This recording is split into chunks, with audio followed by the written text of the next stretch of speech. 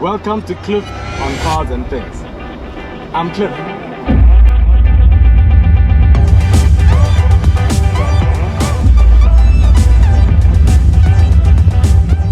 Good afternoon. We're up here at the beautiful mountains of the caves. That's Udwala Caves. Beautiful caves up here in the Lowveld, Mbombela area. We're in a spectacular vehicle today. 63 GLC. Next to me is Tumelo. In our area, this is Mr AMG. You may have a Mr AMG where you come from around the world, but if you're here in Nelspruit, this is Mr AMG.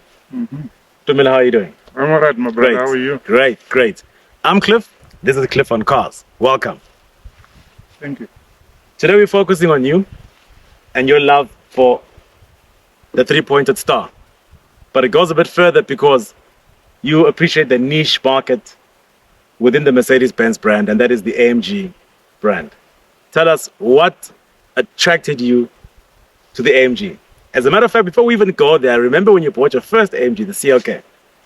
And I said to you, go to a dealership, go to Nigel Croxon, who's a very famous Mercedes-Benz salesman here in our area. And I said, let him give you a CLK 500.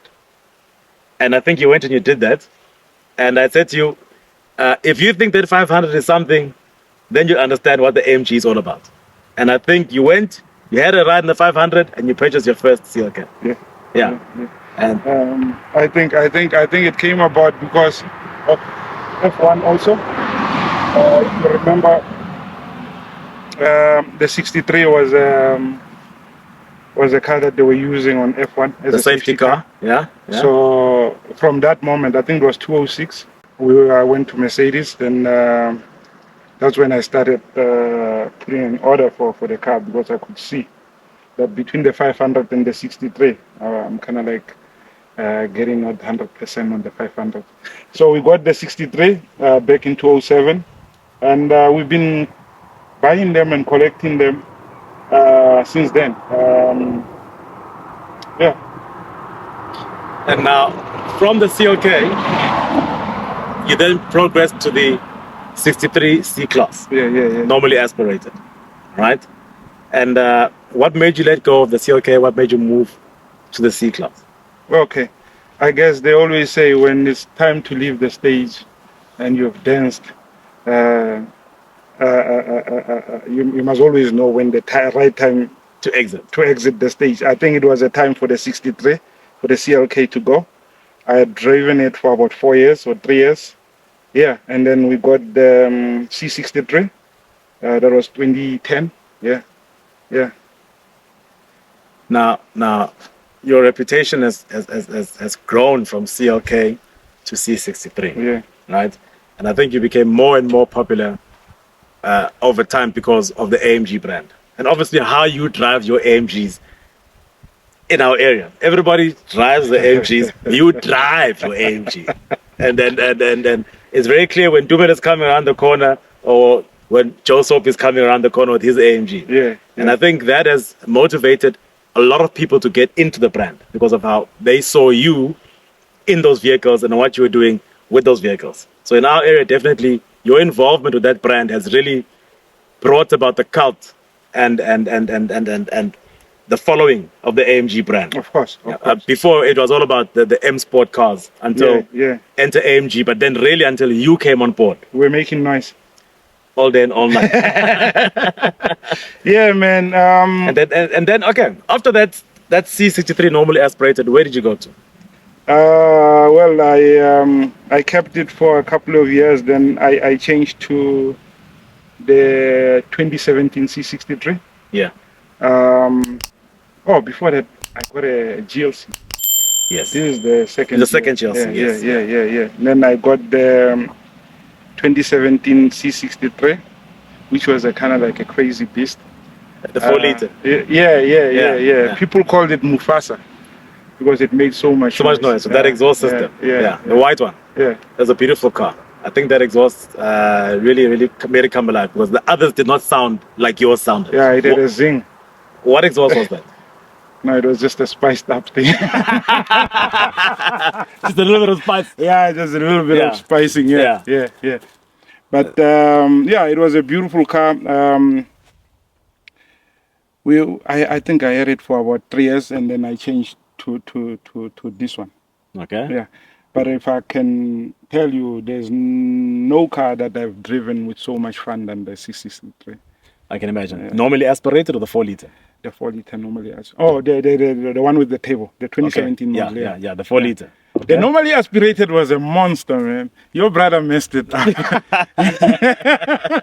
Yeah. So yeah.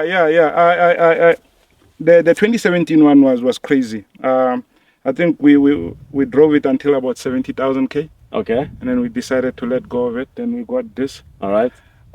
With this one, I think it overall is the best AMG that you can ask for. As a package. As a package, the 4-wheel Okay. drive, the speed, the noise, and the comfort. Okay. It gives you much more comfort than the smaller ones. The sedans. Yeah, Yeah. the sedans. Yeah. Yeah. So, look, it's a bug. It's kind of like if you get beaten by the exhaust systems, the make of the car, and fortunately for me, there's always been Mercedes. A lot of people ask me why not any other brand, but I'm saying let's just wait and watch. We'll see. There's another ghost that we're looking at. until the GT3 911 No, of course. comes, Of course, that's comes the way along. that's the way to go. Yeah. But having spent so many years under the AMG brand, Yeah. I mean, you drive your AMGs daily. Yeah. You daily your AMGs locally, you drive them far out on all kinds of roads, you know? Of the AMGs you've owned, which one is the one which you would say was your favorite?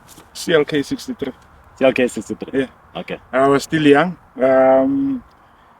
Look, just imagine at the age of 26, punching something with 385 kilowatts. True. It was just crazy. It was the craziest, most fun car that I've ever driven. The rest will always be second to the first. Yeah. It doesn't matter how nice they are, but the first one was always been. Plus, it was a 2-door. Correct. It got me in a whole lot of trouble. Yeah. Yeah. All kinds of trouble. Yeah. But I'll stick to that. The rest just they're nice, but I'll always cherish my first one. And yeah. So if tomorrow was the last day on Earth, and you could take only one car to where we were all going to, which car out of the AMG stable? Any car. So I'm asking you now, what is your Halo AMG car?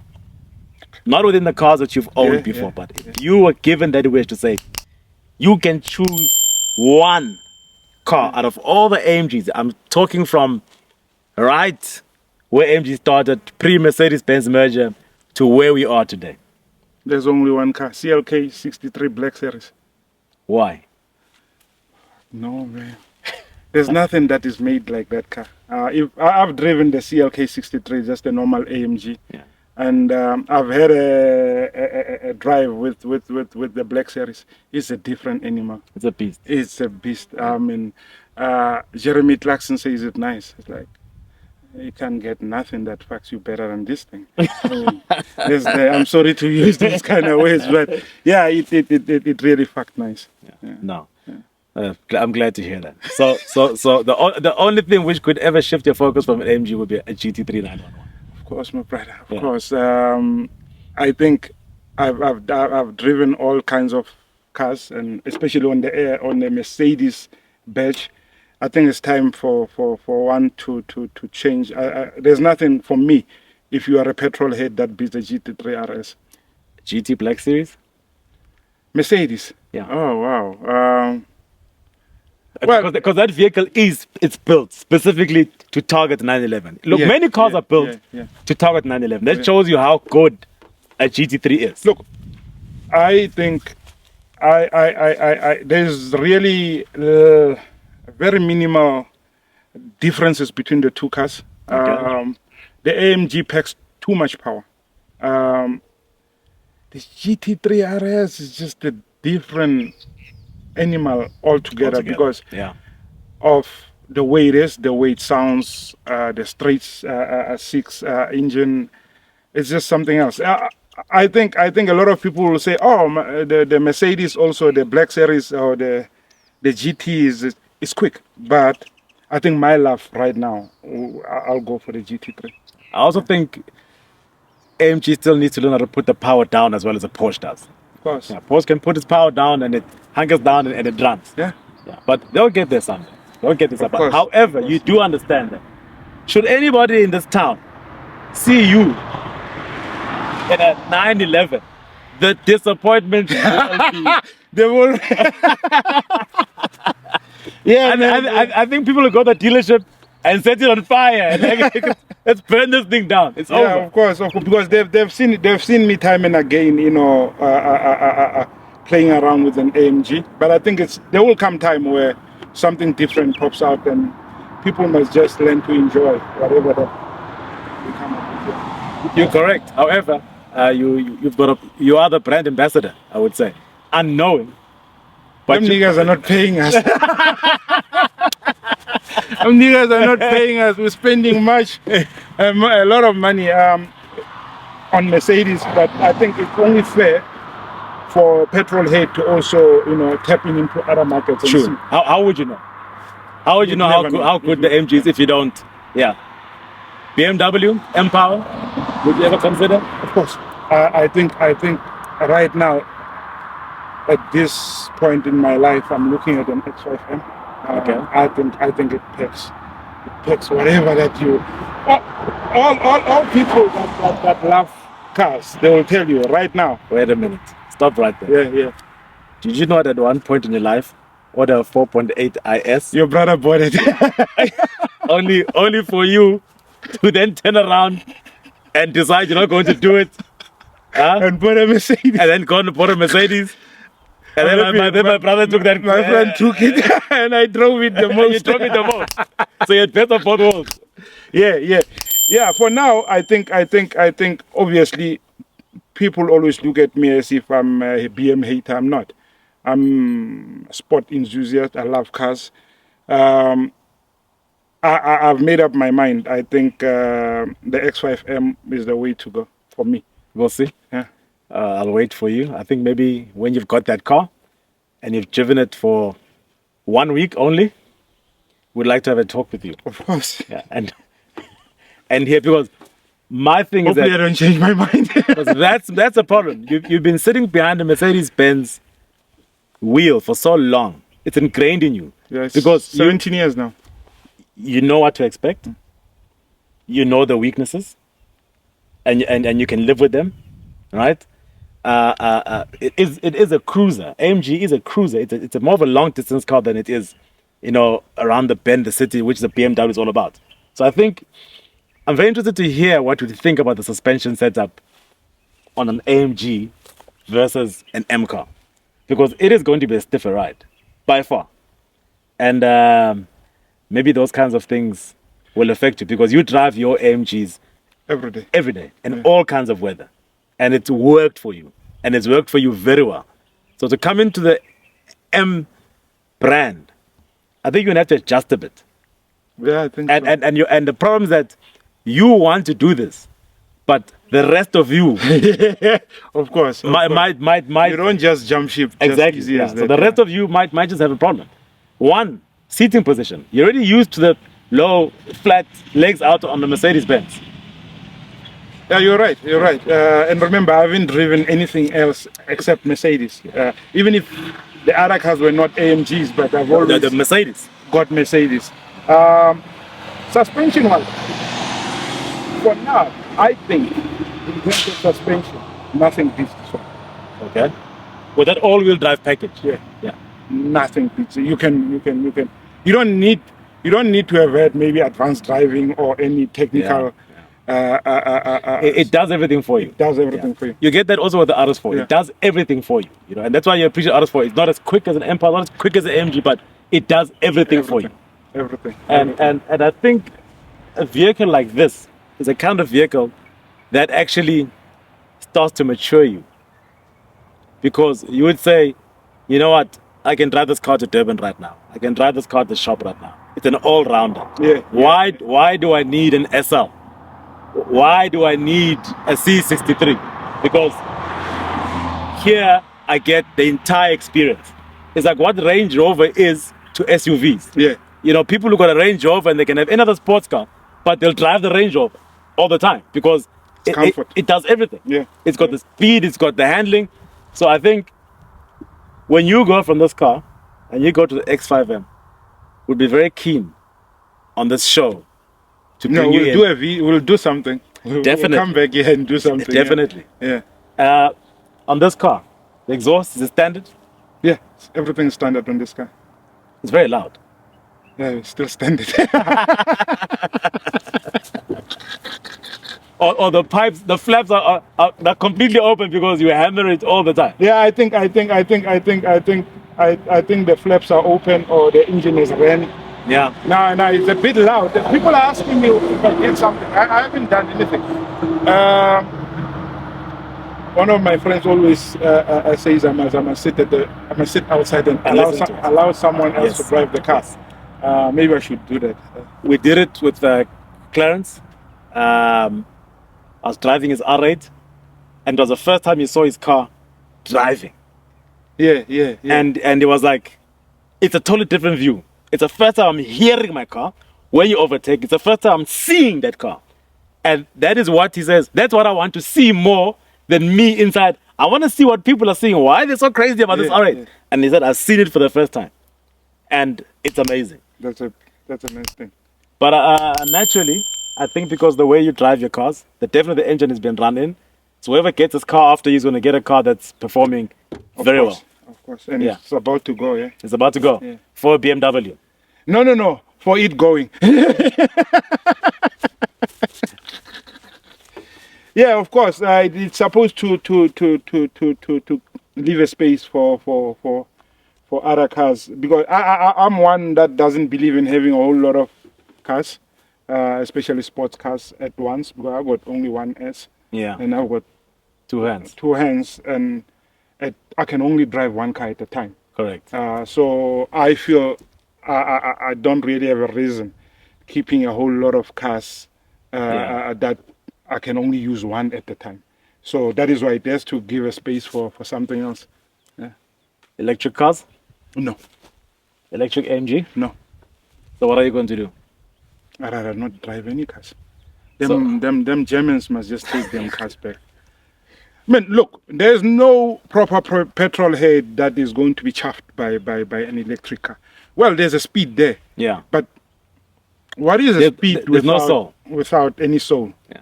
You just have a fast car. There's no soul. There's nothing. I mean, you coming up the mountains there, we can hear you before we can see you. And that's the fun part about driving. We can hear it changing down. We can hear the exhaust clapping. So the electric car, unfortunately, you can't get that on an electric car.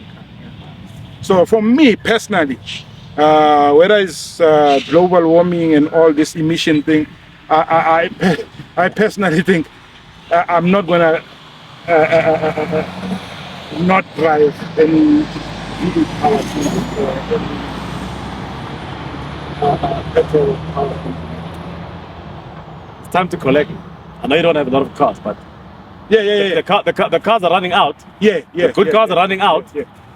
So you need to start thinking now about a CLK63. Yeah. I think Halo cars like Black Series are just going to be more and more expensive now. But definitely, if you look now on the used market, if a good CLK63 pitches up, it goes very quickly.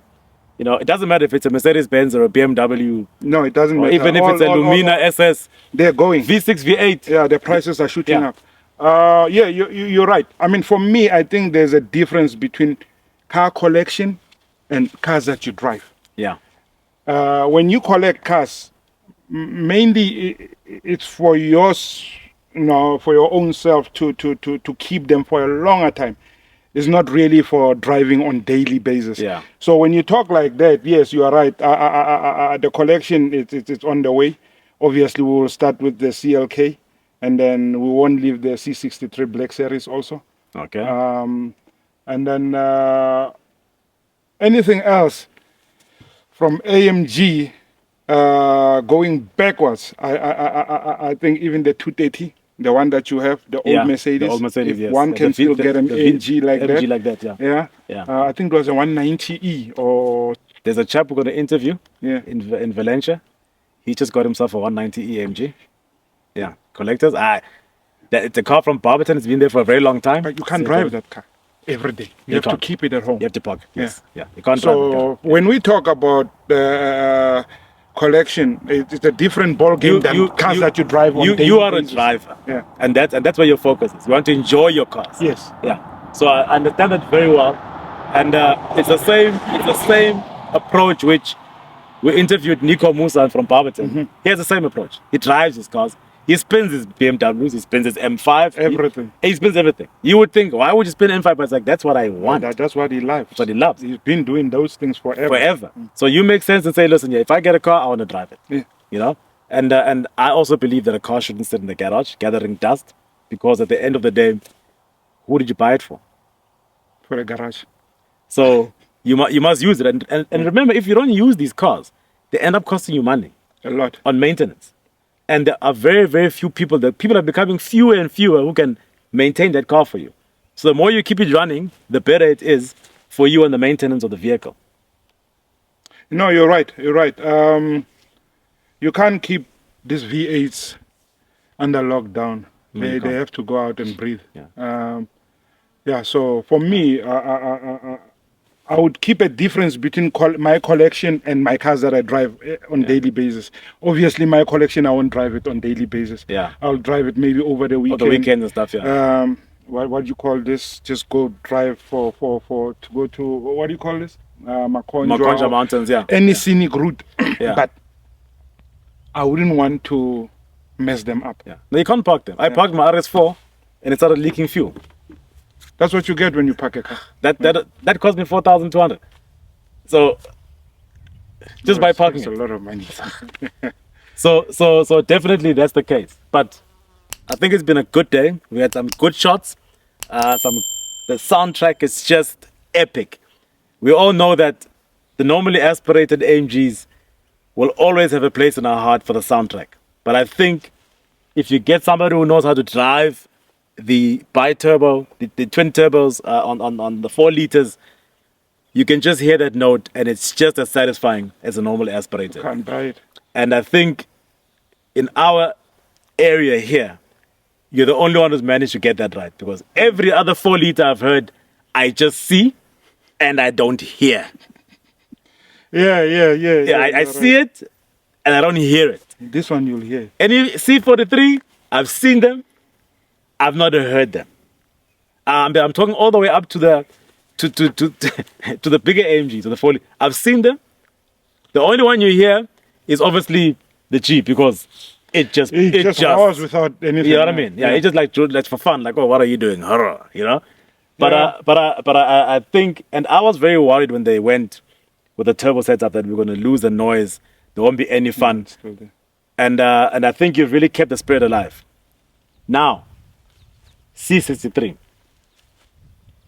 2 liter, with the electric turbo, with a button inside that allows you to select what sound you want to hear inside, because there is no sound outside. I think it's basically the same motor coming from the A45. Yeah. Somebody like you, who's coming from a CLK 6.2 normally aspirated, C-Class 6.2 normally aspirated, then going up to the 4 liters, right? Then go back to 2 liter. Would you go to the 2 liter? No. I think Mercedes must also recall that car. In fact, they shouldn't even call it C63. That's my opinion. They should call it C50. That's a big statement. They should call it C53. That car has got nothing to do with C63. That car is actually just a quick car with no soul also. Correct. So for me, if I would give an advice to Mercedes, I would say they must just call it a C53 or anything, and just or just say C45. C45, C, whatever they want to call it. I just say C45 because they're really messing up the legacy of the C63. And I think all petrol heads that love that particular kind of car, they're all disappointed. I can tell you, we normally put orders for cars. Yeah. Just after they were launched. The launch, yes, yeah. I can promise you, in Nelspruit, I don't know if there's anyone. Normally, I'm the first one, especially when it comes to the C63s and all these smaller AMGs, to put an order. I haven't even put an order. I don't think I'll put an order. I don't think it's gonna fly here. Nah. Yeah. Now I've asked. There's not even one person. Yeah. Because here's my problem with that car. You pull up with that 2-liter C-Class and somebody pulls up next to you with that M5 CS. You know what? Even the M3 though. Even the M3. You know, for me, it feels like, what are you doing with the big boys? Even if on a quarter mile, you might run You'll it. chow anyone. Yeah, but just the fact that, what are you doing with the small car? You know, why don't you guys go play with the GTIs? You know? Yeah, no, I think they lost it there, but we'll see how it goes. For me personally, I won't go that route.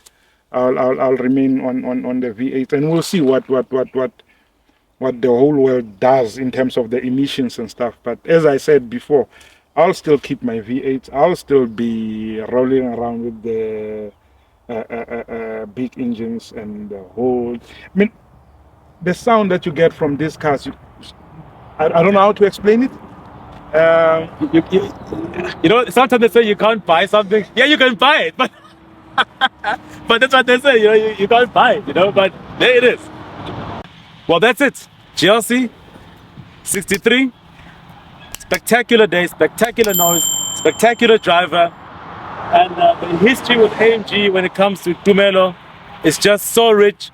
And he's the go-to guy. If ever you in Nelspruit, Bombela, or South Africa, and you want to find out anything about an AMG, you can just get in touch with us on our channel and we'll link you with him, and he's the man to talk to. Tumelo, thank you so much, man. Thanks, Cliff. Thank you very much. Yeah. See you on that X5. Yeah.